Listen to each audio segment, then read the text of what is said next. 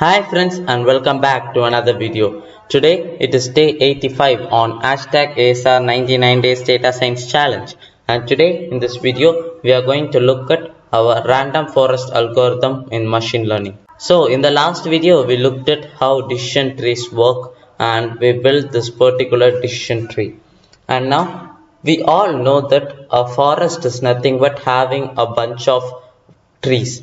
So here in this case our trees are the decision trees, and the forest is nothing but having multiple decision trees. And why the name random forest?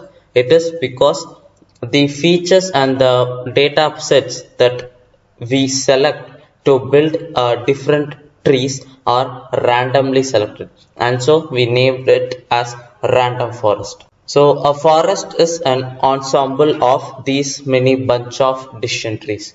So to improve the performance, we use many trees with a random sample of features chosen from as the split. So we also choose the data points randomly, and also we choose our feature, that is our root node, randomly. So now let's say you have 5 data points, so let's name it 1 2 3 4 and 5.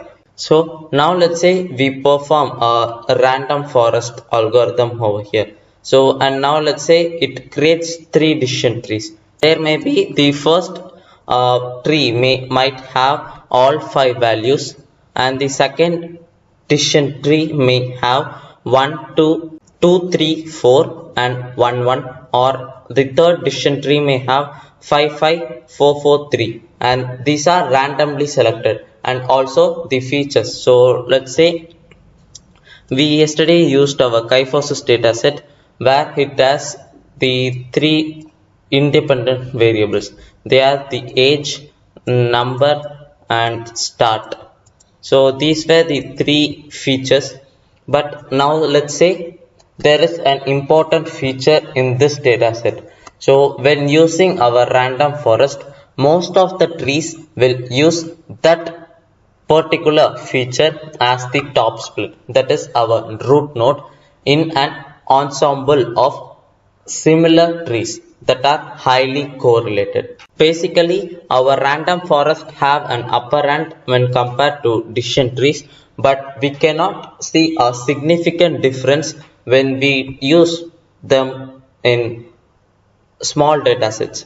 But when we use them for larger datasets, such as the dataset which have 20,000 rows or 50k rows, and in that case we can see a significant difference.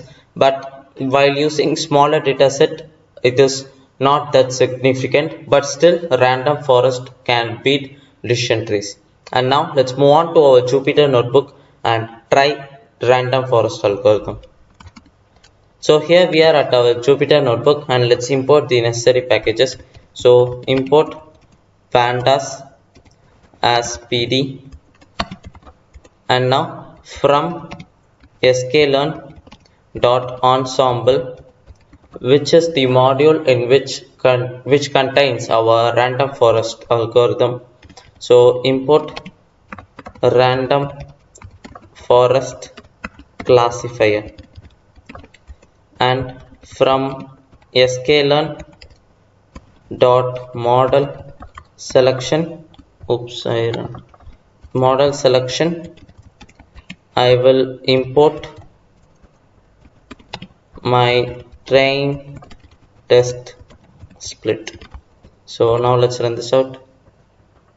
It is import selection, and yeah, now we are good to go. And now let's import our data. So df equals pd dot read csv, and in which I will pass the file location, and my data set name is kyphosis.csv.